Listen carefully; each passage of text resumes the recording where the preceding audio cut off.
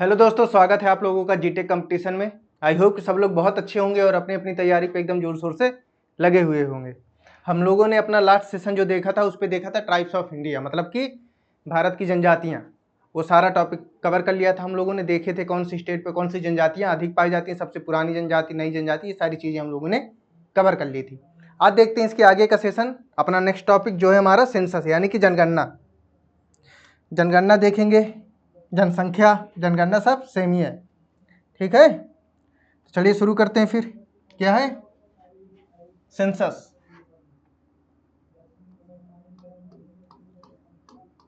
जनगणना क्या है? सेंसस, या इसको जनसंख्या भी, भारत की जनसंख्या भी बोला जा सकता है। तो सबसे पहले देखते हैं जनसंख्या होती क्या है, किसको कहते हैं जनसंख्या। ठीक है, हमारी जो लास्ट जनगणना हुई थी, कब हुई थी? 2011 में हुई थी। ये कौन सी जनगणना थी? 15वीं जनगणना थी। स्वतंत्र भारत की 15वीं जनगणना थी जो 2011 में हुई है। ठीक है, 2011 की जनगणना जो है ना, 15वीं जनगणना थी। तो सबसे पहले देख लेते जनसंख्या क्या होती है। क्या देखना? जनसंख्या।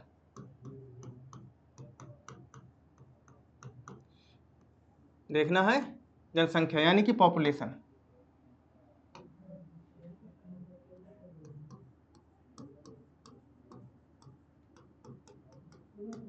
पॉपुलेशन क्या होती है? दिख रहा है ये वर्ड, मतलब पेन? बिल्कुल सर, दिख रहा है कलर। तो क्या देखना है? जनसंख्या। जनसंख्या कहते किसको है? बिल्कुल देख लेते हैं डिफिनीशन के तौर पे। क्या होता है? किसी भौगोलिक क्षेत्रफल में, किसी भौगोलिक क्षेत्र में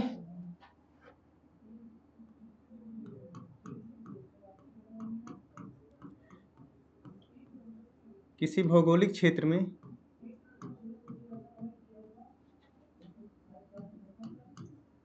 निवास करने वाले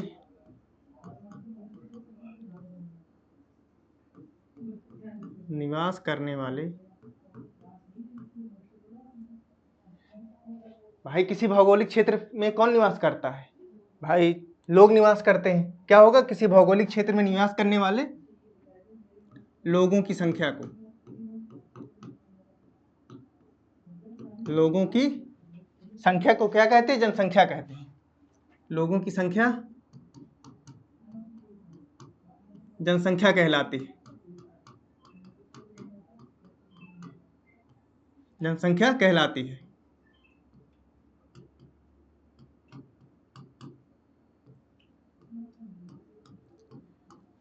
तो सर, ये तो हो गई हमारी जनसंख्या की परिभाषा। अब इसके आगे देखना है हमको। क्या देखना है? आगे हमको जो देखना है वो है इससे संबंधित सिद्धांत किसने दिया था। जनसंख्या से संबंधित सिद्धांत सर्वप्रथम किसने दिया था? तो एक मॉल्थस करके एक आदमी थे, उन्होंने दिया था। किसने? जनसंख्या संबंधी सिद्धांत, जनसंख्या संबंधी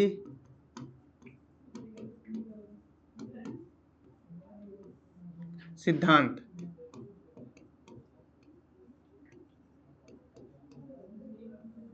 सर्वप्रथम माल्थस ने दिया था। किसने दिया था? माल्थस ने दिया था।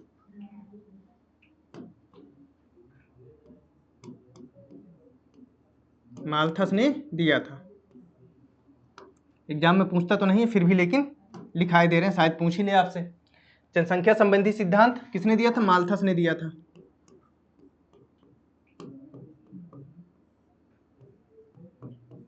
इनके अनुसार जनसंख्या जो है ना, इनके अनुसार जनसंख्या गुणोत्तर श्रेणी में बढ़ती है।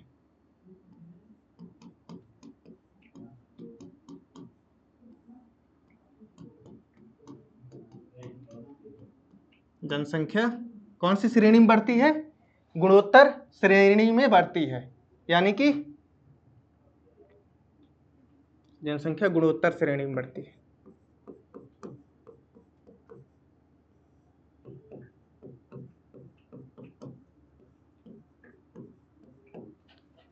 में बढ़ती है। मतलब 16 सालों में जनसंख्या दोगुनी, कितना? 16 सालों में, मतलब 16 सालों में जनसंख्या दुगनी हो जाएगी। 16 सालों में जनसंख्या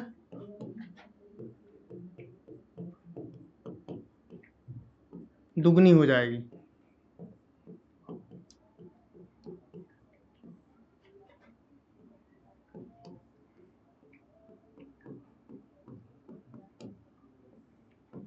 जनसंख्या संबंधी सिद्धांत माल्थस ने दिया था, और इनके अनुसार जनसंख्या गुणोत्तर श्रेणी में बढ़ती है, जो कि 16 सालों में जनसंख्या डबल हो जाएगी। ठीक है, अब देखते हैं सबसे पहले भारत में जनसंख्या का जनगणना किसने करवाई थी, तो देख लेते हैं। भारत में सर्वप्रथम जनगणना जो है ना, लॉर्ड मेयो के काल में हुई थी। जनगणना किसके काल में हुई थी? लॉर्ड मेयो के काल में सबसे पहले जनगणना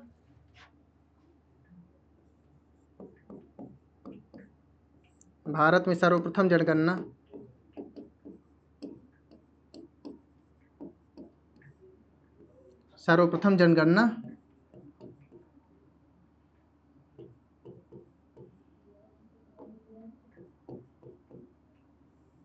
कब हुई थी? 1872 में। कब? 1872 में। 1872 में लॉर्ड मेयो के काल में। किसके? लॉर्ड मेयो के काल में। लॉर्ड मेयो के काल में हुई थी।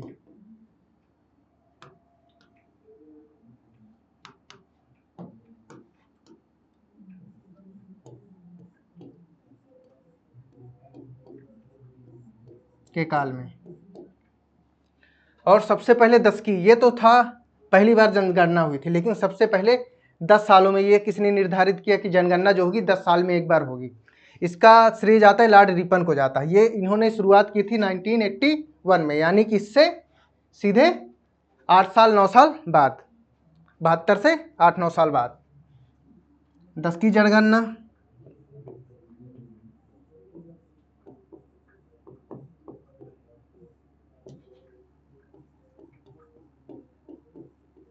दस की जनगणना कब? 1881 में, 1881 में लॉर्ड रिपन के काल में। कब? लॉर्ड रिपन के काल में हुई थी। ठीक है, ये तो हो गया हमारा, मतलब जनगणना सबसे पहले या जनसंख्या सबसे पहले कब से डिसाइड करना शुरू किया गया था। लेकिन अब देख लेते हैं कि जनगणना करने का अधिकार किसको होता है। जो सेंसस होता है उसको निर्धारित कौन करता है, तो इसको निर्धारित करती है केंद्र सरकार। कौन निर्धारित करता है? केंद्र सरकार। तो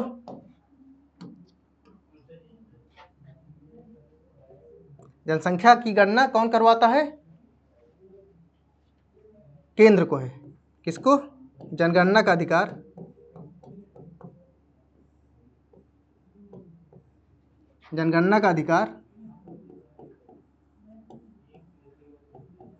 किसको है? केंद्र को है,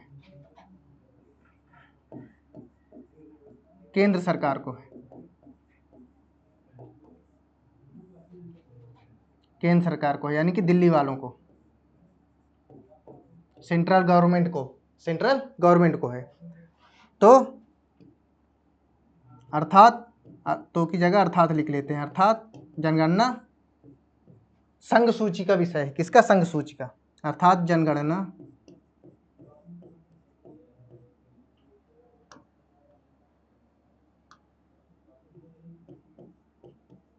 जनगणना संघ सूची का विषय है।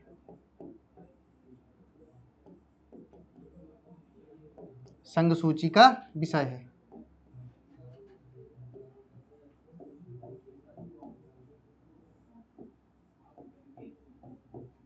क्या है?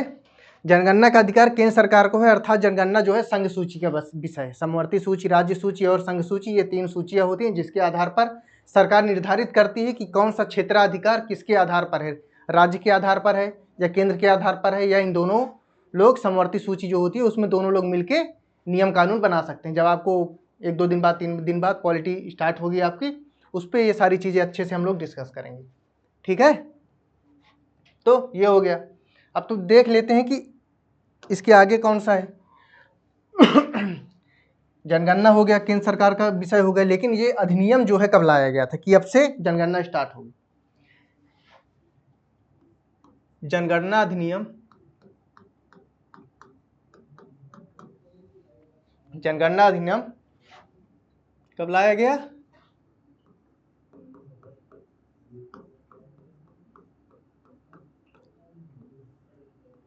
अधिनियम 1948 में लाया गया। कब? 1948 में, यानी कि संविधान निर्धारित होने के 2 साल पहले 1948 में लाया गया, देश आजाद होने के अगले साल जनसंख्या अधिनियम 1948 में लाया गया।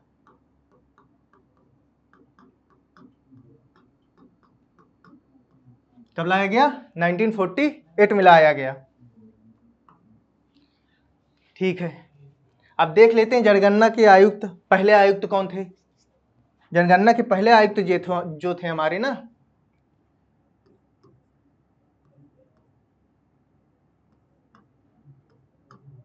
जनगणना के पहले आयुक्त,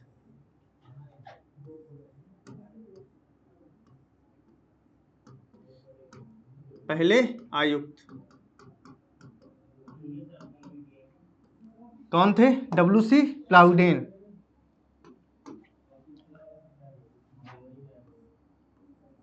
WC प्लाउडेन, ये थे हमारे जनगणना के पहले आयुक्त, मतलब पहली बार जब जनगणना हुई थी उसके जो आयुक्त निर्धारित किए गए थे वो पहले आयुक्त ये थे हमारे, WC प्लाउडेन। लेकिन जो 15वीं जनगणना हुई यानी कि 2011 की जनगणना के आयुक्त कौन थे?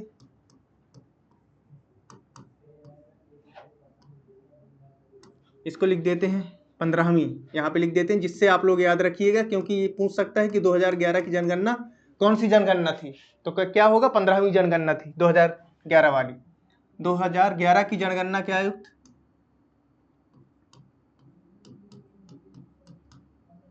जनगणना के आयुक्त चंद्रमौली थे। कौन थे? चंद्रमौली जी थे।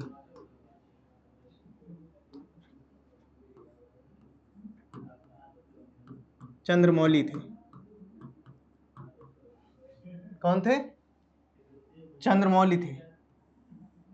ठीक है, अब देखते हैं 2011 की थीम क्या थी जनगणना की। 2011 की जनगणना की थीम क्या थी, ये देख लेते हैं। थीम 2011 की जनगणना की थीम, मतलब कि एक स्लोगन निर्धारित किया जाता है कि किस आधार पे ये चलाया जाएगा, तो इसका होगा आवर सेंसस आवर फ्यूचर। इसका जो थीम थी क्या थी? आवर सेंसस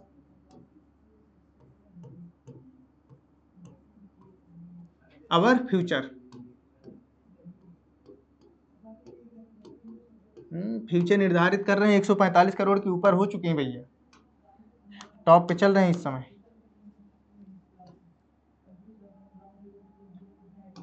ये हो जाएगा इसकी थीम।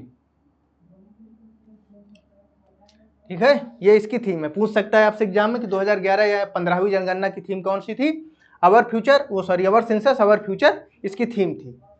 ठीक है, अब इसके आगे देख लेते हैं, क्या देखना है सर? इसके आगे देखते हैं कि जनसंख्या के आधार पर भारत का स्थान जो है ना टॉप पे चल रहा है, मतलब कि 17.78% जनसंख्या भारत में निवास करती है संपूर्ण विश्व का। टॉप पे चल रहा है इस समय, 145 करोड़ जनसंख्या है प्रेजेंट टाइम में। तो इसके आगे देखते हैं, क्या देखते हैं सर? ये तो हो गई सारी चीजें। अब देखते हैं जनगणना की दायित्व किसका होता है, कौन करवाता है जनगणना, इसको देख लेते हैं। जनगणना करवाने का दायित्व जो है ना रजिस्ट्रार जनरल को होता है।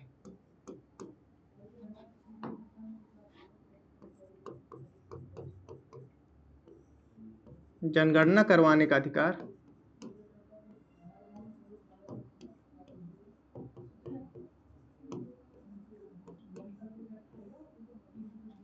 रजिस्ट्रार जनरल को होता है। किसको होता है? रजिस्ट्रार जनरल को।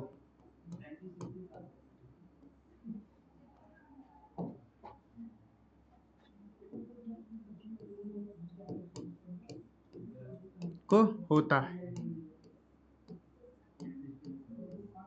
ठीक, हाँ, ये हो गया। अब इसके आगे देखते हैं कि सबसे पहले सबसे ज्यादा वृद्धि जनसंख्या में कब हुई थी और सबसे कम वृद्धि कब हुई थी, ये देख लेते हैं कि 1921 में ना सबसे तीव्र वृद्धि हुई थी जनसंख्या की। 1921 में जनसंख्या की तीव्र वृद्धि देखी गई, में जनसंख्या की तीव्र वृद्धि देखी गई।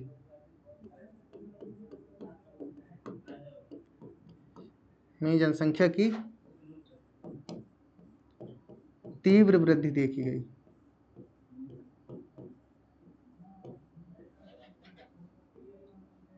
तीव्र वृद्धि देखी गई, जिसके आधार पर इसे क्या कहा गया, महान विभाजक कहा गया, जिससे इसे महान विभाजक वर्ष कहा गया।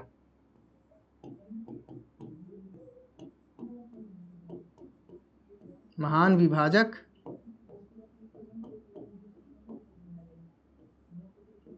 वर्ष कहा गया।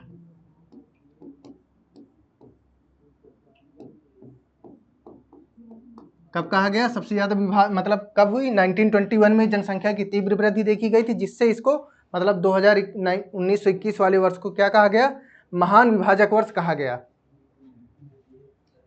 ठीक है, इसके बाद है 1951 में भी हुई। 1951 में दोबारा हुई, क्या हुई, वृद्धि, जनसंख्या वृद्धि दोबारा हुई 1951 में।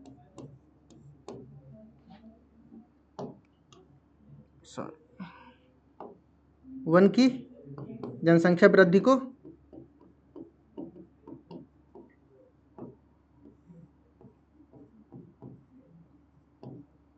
1951 की जनसंख्या वृद्धि को लघु विभाजक कहा गया, लघु विभाजक वर्ष कहा गया।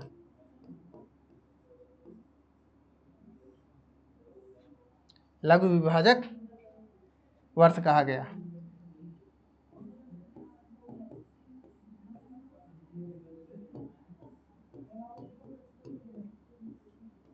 ठीक है, अब इसके आगे देख लेते हैं।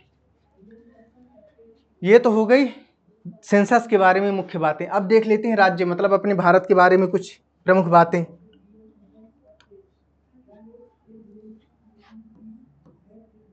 जनसंख्या के आधार पर भारत का स्थान क्या है, जनसंख्या के आधार पर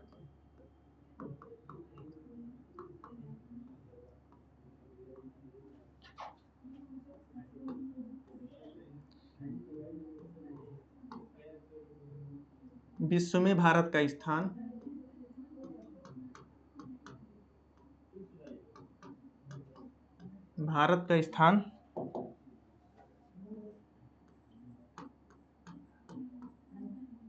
कौन सा है, पहला है, पहला, अलग कलर से लिखेंगे जिससे दिखाई दे,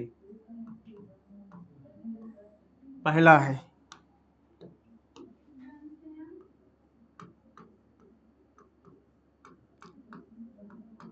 लगभग 145 करोड़, कितनी, 145 करोड़, 145 करोड़ जनसंख्या भारत में है। संपूर्ण विश्व का कितना, 17.78% है। कितना है, संपूर्ण विश्व का 17.78%। पहला है 145 करोड़ हो गई, संपूर्ण विश्व का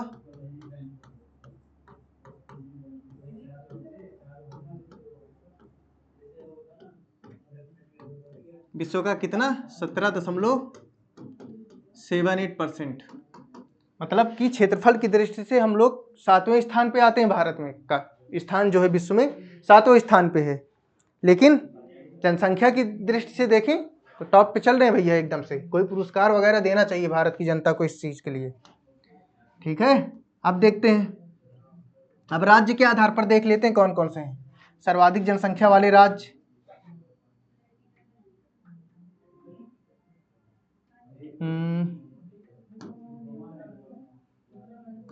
सर्वाधिक जनसंख्या वाले राज्य,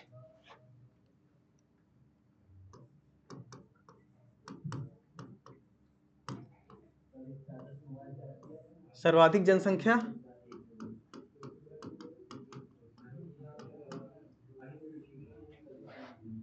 और न्यूनतम जनसंख्या राज्य के आधार पर, यहाँ पे राज्य लिख देते हैं, राज्य के आधार पर न्यूनतम जनसंख्या, न्यूनतम जनसंख्या किस राज्य की है?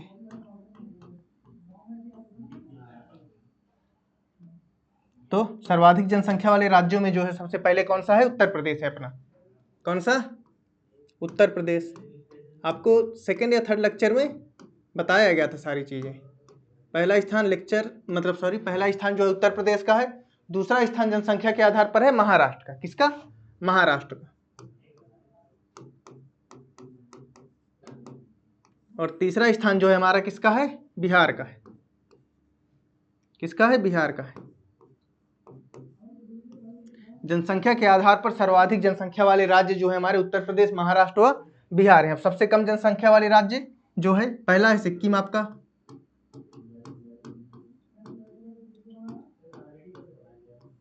सिक्किम।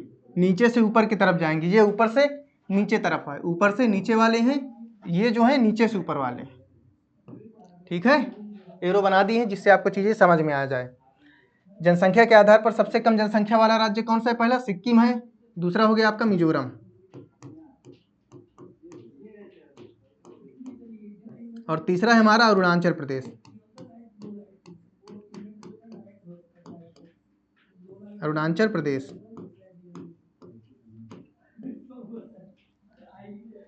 अब केंद्र शासित प्रदेश देख लेते हैं, ये तो राज्य हो गए, और सर्वाधिक जनसंख्या वाले केंद्र शासित प्रदेश देख लेते हैं।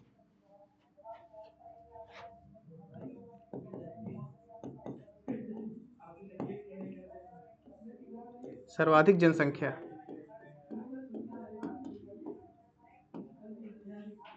यूनियन टेरिटरी, यूनियन टेरिटरी, समझ रहे हैं ना?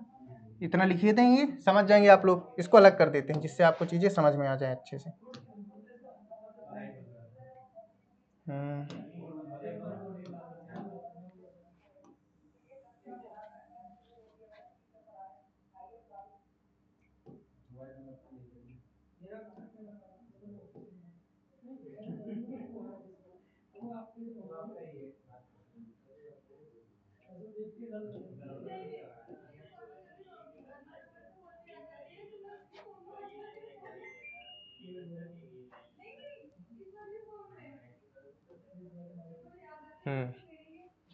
ये हो गया। ठीक है,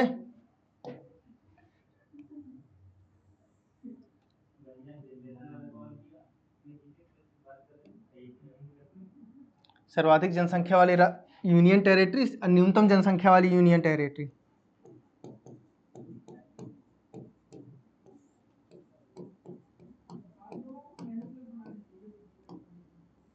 किसकी? Union territory. यूटी का मतलब केंद्र शासित प्रदेश हो गया, और राज्य तो राज्य है ही है। तो अब देख लेते हैं कौन कौन से हैं इसमें। यूनियन टेरिटरी के आधार पर देखें ना, तो सबसे अधिक जनसंख्या जो है कहाँ पे है? दिल्ली में है। कहाँ पे? दिल्ली में। इसका जनसंख्या घनत्व जो है लगभग 11,000 है। घनत्व का निर्धारण कैसे करते हैं सर? 1 किलोमीटर स्क्वायर क्षेत्रफल में जितनी जनसंख्या रहती है उसको क्या कहते हैं? जनसंख्या घनत्व कहते हैं। ठीक है, दिल्ली के अंतर्गत जो है ना 11,000, मतलब 1 किलोमीटर के दायरे में आपको कितने लोग मिल जाएंगे? 11,300 कुछ लोग हैं। 11,300 कुछ लोग दिल्ली में रहते हैं। सर्वाधिक जनसंख्या घनत्व दिल्ली में है। उसके बाद हमारा पांडिचेरी, पुदुचेरी जिसको बोलते हैं,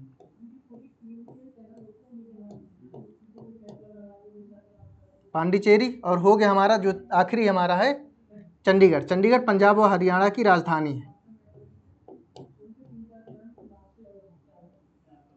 ये 3 यूनियन टेरिटरी टॉप पे हैं। अब देख लेते हैं न्यूनतम जनसंख्या वाली कौन कौन सी है। ये हो गया लक्षद्वीप पहला,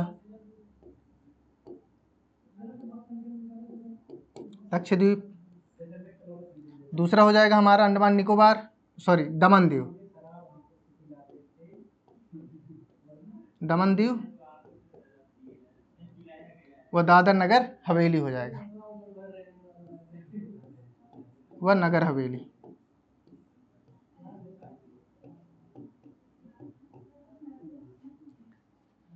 तो जनसंख्या के आधार पर सर्वाधिक जनसंख्या वाला राज्य कौन सा है हमारा?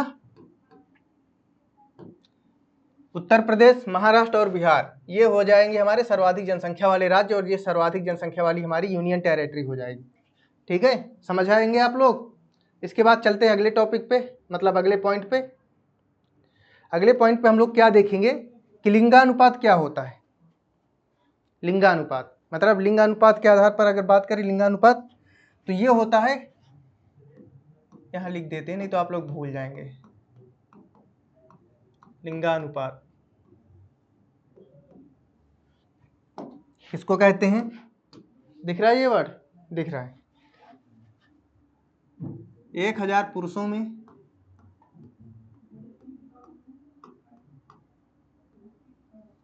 1000 पुरुषों में महिलाओं की संख्या को लिंगानुपात कहते हैं। 1000 पुरुषों में क्या हो जाएगा? महिलाओं की संख्या, मतलब 1000 पुरुष हैं तो कितनी महिलाएं, मतलब शादी के लिए जैसे देखते हैं ना कि सबकी शादी हो जाएगी या कुछ बच भी जाएंगे या कुछ अधिक रह जाएंगे। 1000 पुरुषों में महिलाओं की संख्या,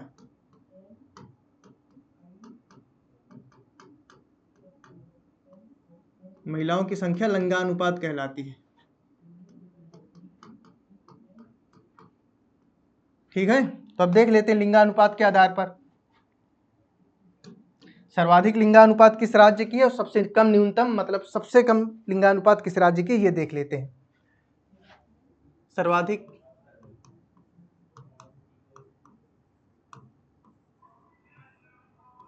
लिंगानुपात किसके आधार पर?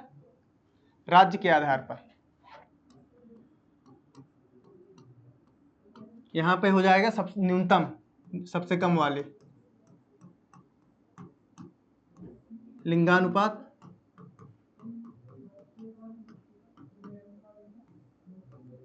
राज्य में। हाँ ठीक है, तो अब देख लेते हैं क्या होगा क्या नहीं होगा। तो सर्वाधिक लिंगानुपात क्या है आपका? केरल।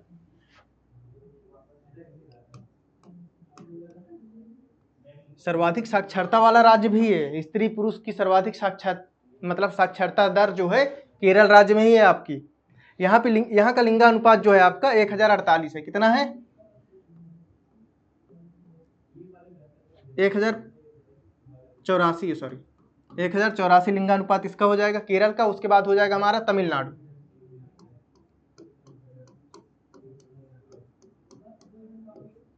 तमिलनाडु का है 996।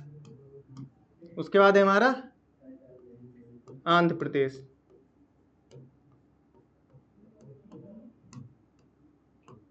यहाँ पे कितना है? 993।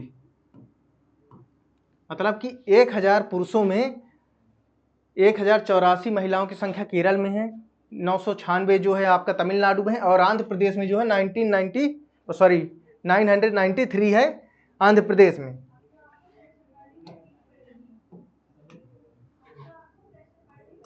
ठीक है, अब इसके बाद देखते हैं सबसे कम कहाँ पे है। सबसे कम है हरियाणा में। यहाँ सबसे बुरी हालत है। यहाँ पे जो लड़के जाएंगे आप अगर हरियाणा में घूमने ना, तो यहाँ पे 30-30, 40-40, 45-45 साल के लड़के जो है ना कुंवारे बैठे हुए हैं। ये बाहर से, मतलब जैसे आपका उड़ीसा राज्य हो गया, बाहर स्टेट से, अदर स्टेट से लड़कियों, मतलब शादी के लिए लड़कियां रिश्ता खोजते हैं। उसके बाद है हमारा हरियाणा में कितना है हमारा? 879 है। उसके बाद है जम्मू कश्मीर।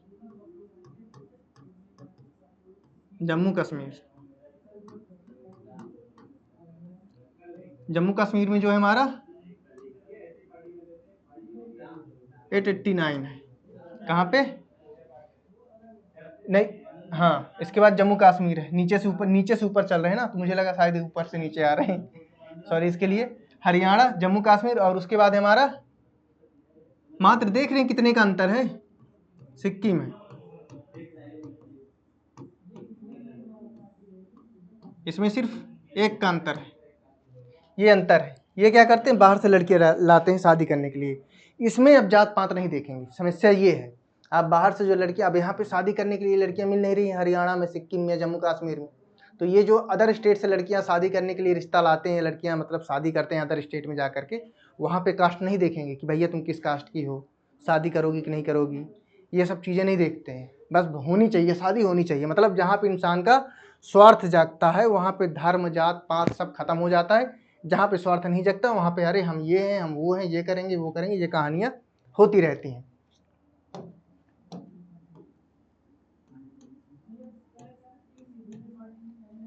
ये राज्य हो गए हमारे। अब देख लेते हैं शिशु लिंगानुपात क्या है।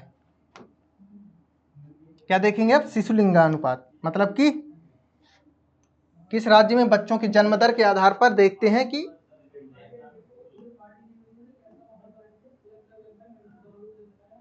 हाँ, अब देखते हैं किसके आधार पर, शिशु लिंगानुपात। शिशु लिंगानुपात ये तो थे पुरुषों की, अब यहाँ पे होगा शिशु लिंगानुपात।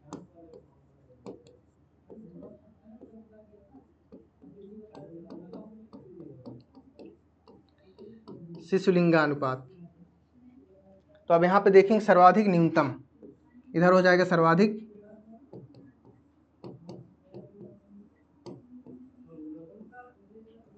और न्यूनतम जन्मदर के आधार पर। ठीक, इसमें जो सर्वाधिक होगा ये वो है, मतलब कि बच्चों का लिंगानुपात किसका है, बच्चों का है। जो छोटे बच्चे हैं 1 से 6 साल के नीचे के, कब से, मतलब कि 6 साल के नीचे वाले जो बच्चे, उनके आधार पर इसकी वो की जा रही है, शिशु लिंगानुपात देखा जा रहा है। तो सर्वाधिक जो है हमारे कहाँ के हैं, पहला है हमारा अरुणाचल प्रदेश, एपी, अरुणाचल प्रदेश।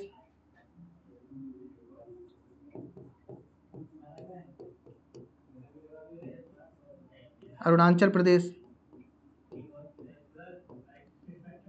यहाँ पे जितने मतलब बच्चे हैं ना, मतलब 1000 मेल बच्चों में जो फीमेल मतलब छोटी बच्चियों की संख्या है वो है हमारी 972। उसके बाद जो हमारा राज्य आता है वो है मिजोरम।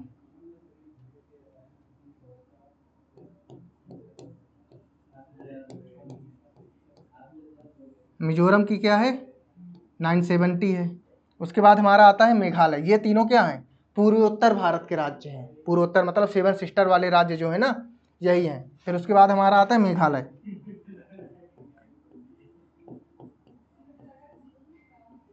मेघालय का भी सेम ही है, इसी की जितना, मिजोरम की जितना है, 970 है। देख रहे हैं यहाँ पे जो सर्वाधिक लिंगानुपात जो 3 राज्य हैं, ये तीनों भी एक रो में हैं। क्या, ये हमारा केरल हो गया, ये तमिलनाडु हो गया, और इसके ऊपर हमारा हो गया आंध्र प्रदेश। मतलब कि इसके नीचे ये तीनों स्टेट एक साथ लगे हुए हैं, तब जाके यहाँ पे क्या है, जनसंख्या लिंगानुपात इस लेवल में है। मतलब जहाँ जनसंख्या कम है ना लड़कियों की, वहाँ समस्या क्या है ना, छोटी बच्चियों को पहले ये होता था कि अरे बच्चियां हैं, बोझ हैं, पहले ही गर्भावस्था में ही उसको खत्म करवा दिया जाता था। समस्या ये थी। अब भुगत रहे हैं, बच्चे नहीं मिल रहे शादी के लिए, घूम रहे हैं 40-50 साल के बच्चे घूम ऐसे बिना शादी किए। इधर क्या है, न्यूनतम हरियाणा से देख रहे हैं, यहाँ भी वही हाल है, यहाँ भी वही हाल है। शिशु लिंगानुपात में भी हरियाणा का सेम स्थान है। हरियाणा में कितने हैं हमारे, हरियाणा में है 35। यहाँ पे तो फिर भी ठीक है, यहाँ पे देख रहे हैं सीधे 30-34 का आंकड़ा नीचे गिर गया। हरियाणा हो गया, पंजाब हो गया 840, सिर्फ 5 बच्चे एक्स्ट्रा हैं यहाँ पे। पंजाब, फिर हो गया हमारा राजस्थान,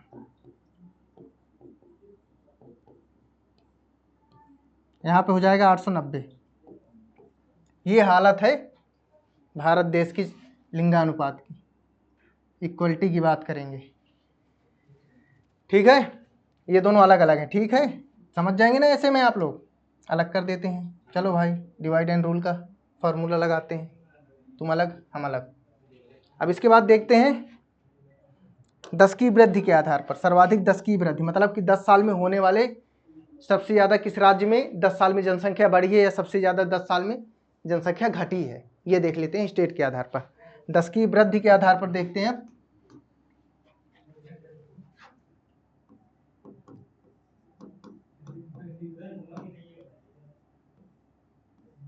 सर्वाधिक 10 की वृद्धि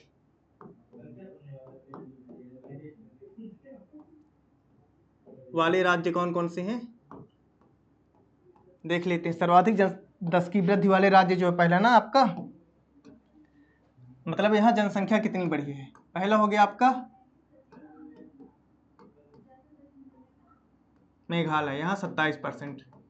समझ रहे हैं मतलब 10 की वृद्धि क्या होती है? 10 की वृद्धि होती है कि मतलब कि जो जनसंख्या है, हमारी जनसंख्या है, वो किस राज्य में 10 सालों के अंतर्गत सर्वाधिक वृद्धि की है। यहाँ हो गई मेघालय में 27% जनसंख्या 10 साल में बढ़ी है। फिर है अरुणाचल प्रदेश,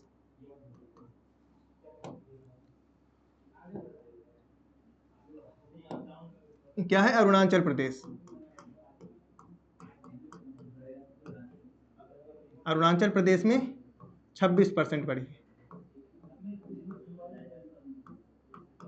अरुणाचल प्रदेश में कितनी बढ़ी है? 26%। उसके बाद हमारा है बिहार आ जाता है, चलो 25.4%। ये बिहार का आंकड़ा है। बिहार में 10 सालों में कितनी जनसंख्या बढ़ी है? 25.4% जनसंख्या बढ़ी है। ये तो सर्वाधिक था। अब देखते हैं न्यूनतम 10 की वृद्धि। न्यूनतम 10 की वृद्धि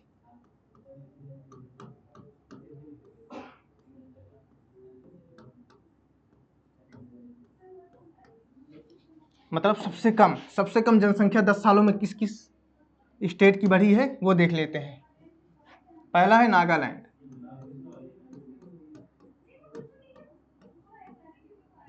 नागालैंड में मात्र 6%, सिर्फ 6% लोग 10 सालों में बढ़े हैं नागालैंड राज्य के अंतर्गत। फिर उसके बाद है केरल,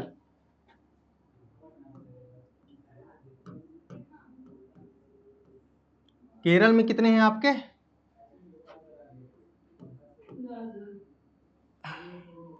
4.9 है कि 6.9? 6.9 है, कहाँ गया इरेजर?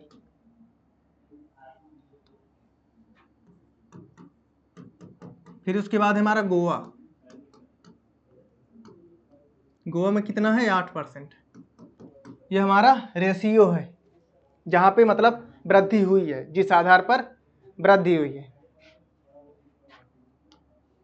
ये तो 10 की वृद्धि हो गई। अब देखते हैं हम क्या देखेंगे, अब साक्षरता दर वाले राज्य, मतलब सर्वाधिक साक्षरता दर, सबसे ज्यादा पढ़े लिखे लोग किस राज्य के हैं, इस आधार पर भी देख लेते हैं।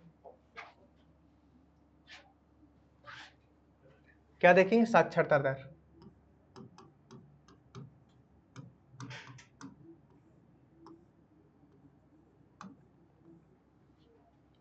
साक्षरता दर सबसे पहले ये ऐसे कर लेते हैं जिससे आपको समझ में आ जाए। सर्वाधिक न्यूनतम,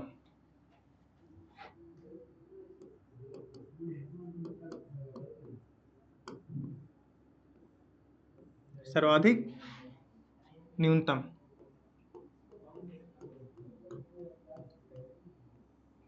सर्वाधिक जनसंख्या मतलब साक्षरता दर किस राज्य की और न्यूनतम साक्षरता दर किस राज्य की। तो सर्वाधिक में देखेंगे हम किसका है, पहले आता है हमारा केरल, इसमें भी आगे, सेक्स रेशियो में भी आगे था, लिंगानुपात में, और इसमें भी आगे ही है। केरल हो गया, कितना हो गया? 94%। मतलब कि 100 लोगों में से 94 लोग क्या है यहाँ पे पढ़े लिखे हैं। कहाँ पे? केरल में। केरल के बाद मिजोरम आता है,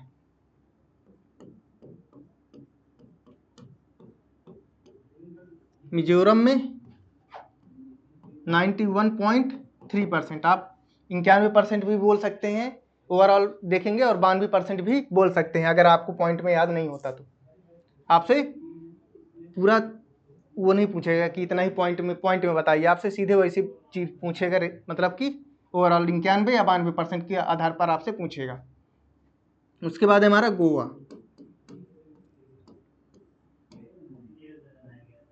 88.7% जनता कहाँ की है, गोवा की पड़ी हुई है। 3 नाम इसलिए लिखा रहे हैं जिससे आपको अगर रो वाइज ऐड करने के लिए दे, सीरीज में लगाने के लिए, तो आपको चीज़ें पता रहे कौन सा राज्य है कौन सा नहीं है।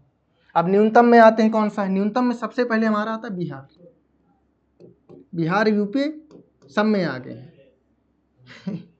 लड़ाई झगड़े में आगे, पढ़ाई लिखाई में भी आगे हैं, लेकिन जिनको मतलब सुविधाएं मिल पाती हैं वो जनसंख्या में भी आगे हैं।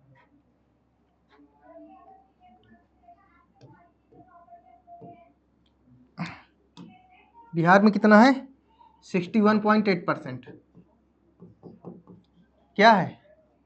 साक्षरता दर बिहार में सबसे कम है, 61.8% है। उसके बाद है उत्तर प्रदेश। क्या है? उत्तर प्रदेश 65.8%। क्या है? 65.8% हमारी है उत्तर प्रदेश की। उसके बाद हमारा राजस्थान है। राजस्थान में क्या है? 69.4%। ये हमारा राजस्थान का आंकड़ा है। किसका? साक्षरता दर का। ये हमारा आंकड़ा हो गया, कहाँ पे सर्वाधिक है कहाँ पे कम है। तो सर्वाधिक कहाँ का है? केरल का। आपसे अगर पूछता है कि सर्वाधिक साक्षरता दर वाला राज्य जहाँ पे स्त्री और पुरुष सर्वाधिक पढ़े लिखे हुए हैं, वो कहाँ का है? हमारा केरल का है। और सबसे कम कहाँ का है? बिहार का। इस चीज़ को याद रखिए, कम और ज़्यादा ही आपसे पूछेगा। उसके बाद पॉपुलेशन के आधार पर हमने देख लिया भारत का स्थान क्या है। पहले इस नंबर पे आ गया, 145 करोड़ हो चुके हैं। अब थोड़ा देख लेते हैं क्या, घनत्व, जनसंख्या घनत्व के आधार पर देख लेते हैं।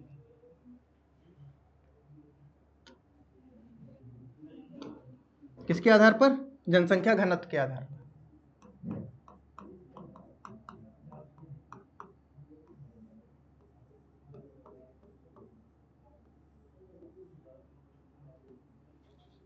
ठीक है, सर्वाधिक मतलब किसकी है किसकी नहीं है? सर्वाधिक जनसंख्या घनत्व, हाँ इधर इधर लिखेंगे ना पहले, सर्वाधिक न्यूनतम।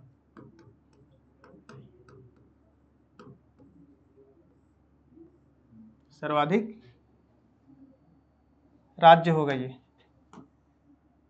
वाले राज्य। किसके आधार पर? राज्य के आधार पर, यूनियन टेरिटरी नहीं है। और इसके बाद इधर हो जाएगा न्यूनतम।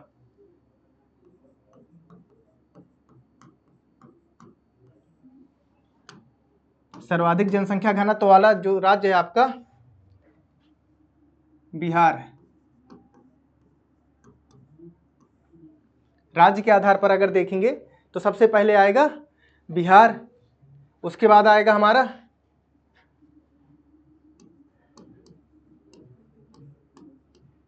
पश्चिम बंगाल,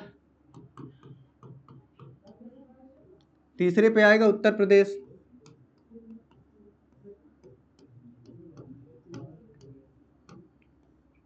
देख रहे हैं। पहला हो गया बिहार, सर्वाधिक जनसंख्या घनत्व मतलब कि क्या है, 1 किलोमीटर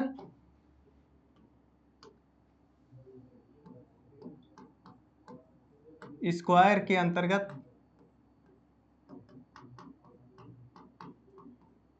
निवास करने वाले लोग।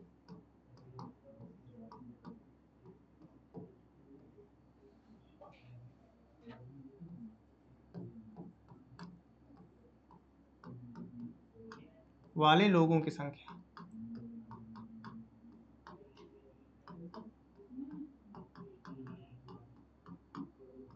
समझ जाएंगे आप लोग की मतलब कि क्या है जनसंख्या घनत्व किसे कहते हैं, किसको कहते हैं? 1 किलोमीटर के अंतर्गत, 1 किलोमीटर पर स्क्वायर के अंतर्गत निवास करने वाले लोगों की संख्या को क्या कहते हैं? जनसंख्या घनत्व कहते हैं। तो बिहार में कितनी है? अरे यार, बिहार में जो जनसंख्या घनत्व है हमारी, एक किलोमीटर में रहते हैं 1106 लोग। कितने लोग? 1106 लोग। कहाँ रहते हैं? बिहार में। उसके बाद कहाँ पे है? पश्चिम बंगाल। पश्चिम बंगाल में कितने रहते हैं? 1106 लोग।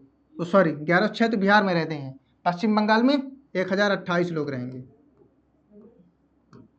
और उसके बाद है, नहीं यहाँ पे केरल होगा, उत्तर प्रदेश बाद में होगा। केरल के बाद उत्तर प्रदेश होगा। पश्चिम बंगाल के बाद केरल, इसके बाद होगा हमारा उत्तर प्रदेश। पूछ सकता है उत्तर प्रदेश के बारे में, इसीलिए चौथे स्थान पर आ रहा है, तो 4th रो तक लेके गए हैं। अब इसके बाद केरल आ जाएगा। केरल का कितना है? 860 लोग रहते हैं। कितने? 1 किलोमीटर पर स्क्वायर के क्षेत्रफल में 860 लोग रहते हैं। और उत्तर प्रदेश में 829 रहते हैं, 829 लोग रहते हैं। मतलब कि 1 किलोमीटर के अंतर्गत निवास करने वाले लोगों की संख्या में सबसे ज़्यादा है बिहार में। बिहार में 1106 लोग रहते हैं 1 किलोमीटर के अंतर्गत। और सबसे कम और सबसे ज़्यादा ही आपसे पूछेगा, इससे नीचे तक बहुत मुश्किल में जाएगा। न्यूनतम को और इधर खिसकाते हैं। चलो भैया हटो यहाँ से। उसके बाद न्यूनतम में आते हैं। सबसे पहले क्या है? अरुणाचल प्रदेश अपना।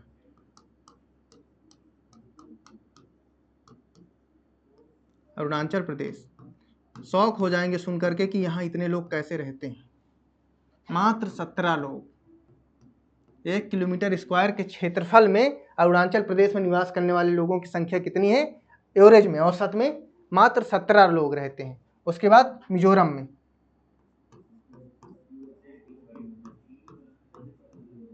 मिजोरम में जो संख्या है, मिजोरम में हमारी 52 लोग। उसके बाद तीसरा नंबर हमारा आता है सिक्किम का।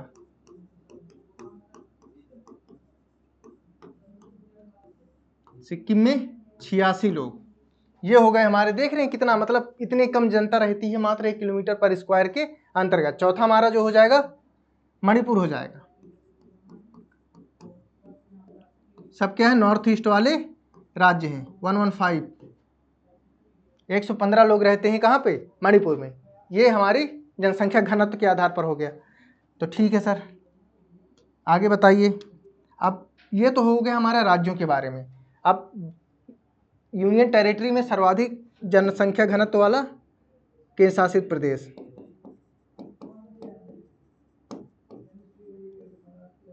सर्वाधिक जनसंख्या घनत्व वाला यूनियन टेरिटरी क्या है? दिल्ली है हमारा। 11,300 से ऊपर लोग रहते हैं।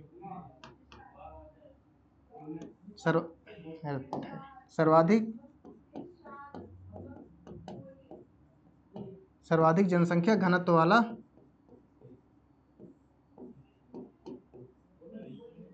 यूनियन टेरिटरी, राज्य नहीं, यूनियन टेरिटरी कौन सा है? नई दिल्ली।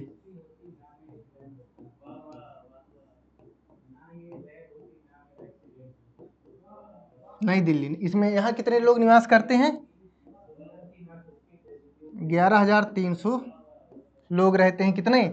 1 किलोमीटर पर स्क्वायर के क्षेत्र में। भैया पर बाहर निकलेंगे ना तो सिर्फ लोग ही लोग दिखाई देंगे, गाड़ियों की आवाज़, लोग, पॉपुलेशन इतना ज़्यादा पूछो मत। दिल्ली का ये हाल है। उसके बाद भारत के बारे में देख लेते हैं। भारत के, संपूर्ण भारत के परिप्रेक्ष्य में अगर देखें तो औसत घनत्व तो कितना निकलेगा? संपूर्ण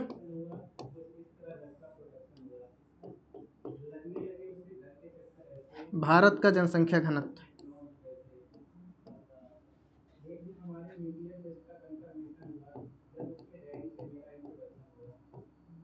जनसंख्या घनत्व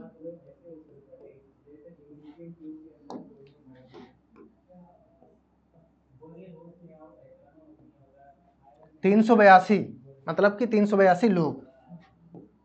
अगर समस्त भारत की बात करें तो भाई जहाँ ज़्यादा है वो उधर कम की तरफ शिफ्ट हो जाएगा एवरेज में। ओवरऑल एवरेज के बारे में जानकारी मतलब अगर पूछे तो 382 लोग पर किलोमीटर स्क्वायर में रहते हैं भारत में। ये हो गया हमारा सेंसस, जनसंख्या या जनगणना। इसके बारे में हमने संपूर्ण जानकारी देख ली है। तो आज से क्या है आपका, मतलब जियोग्राफी वाला पोर्शन जो है ना खत्म होता है। कल एक लेक्चर लेंगे, लास्ट लेक्चर जियोग्राफी का लेंगे। उसके अंतर्गत जो चीज़ें छूट गई हैं, जो इंपॉर्टेंट है अब तक विविध में जो आती है ना, वो सारी चीज़ें थोड़ा वन लाइनर में देख लेंगे। उसके बाद जो है इस संडे आपका जो एमसीक्यूज का सेशन है, ग्रैंड एमसीक्यूज होगा। सारे पेपर मतलब अब तक जो क्वेश्चन पूछे गए हैं आरआरबी जेई में या एनटीपीसी में, ग्रुप डी में, एएलपी में, जो मतलब जितने क्वेश्चन पूछे गए सबको उठा करके यहाँ आपके सामने रखेंगे और आपको उसको सॉल्व करना होगा। तो पढ़ाई करते रहिएगा संपूर्ण जियोग्राफी की। इसीलिए आपको एक हफ्ते पहले सब चीज़ें बताई जा रही हैं, डेली अपडेट कर रहे हैं। पढ़ते रहिएगा और ज़्यादा से ज़्यादा संख्या में वहाँ पे उपस्थित रहिएगा। पूरी एमसीक्यू सेशन पूरा कंप्लीट करवाऊँगा, उसके बाद लाइव सेशन चलेगा, उसके बाद डिलीट कर दूंगा क्लास को। तुम लोग लापरवाह होते जा रहे हो, लाइव आते नहीं हो, निकल जाते हो, बस हो गया। रिकॉर्डेड पढ़िए सर, रिकॉर्डेड देख लेंगे, देखेंगे या नहीं देखेंगे पता नहीं। ठीक है, तो इस संडे मिलते हैं लाइव एमसीक्यूज में। यहाँ से जियोग्राफी आपका खत्म होता है। एक कल की एक क्लास रखेंगे, छोटी सी रहेगी, उसमें जो वन लाइनर क्वेश्चन अब तक जो ज़्यादा पूछे गए हैं उसको देख लेंगे, बड़ी बड़ी चीज़ें। उसके बाद आपका जो मतलब नदी किनारे बसे हुए शहर जो होते हैं ये देख लेंगे, कौन से प्रमुख शहर हैं जो नदियों के किनारे बसे हुए हैं। और कुछ झरने हो गए आपके, झरनों से तो क्वेश्चन आप में अभी तक नहीं पूछा है, और ना ही अब तक ग्लेशियर से क्वेश्चन कोई पूछा है जेई में, आरआरबी जेई में।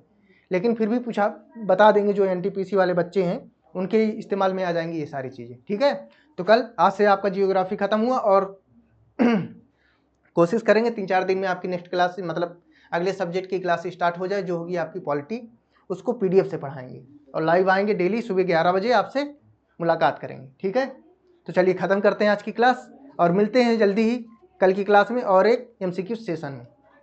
नमस्कार।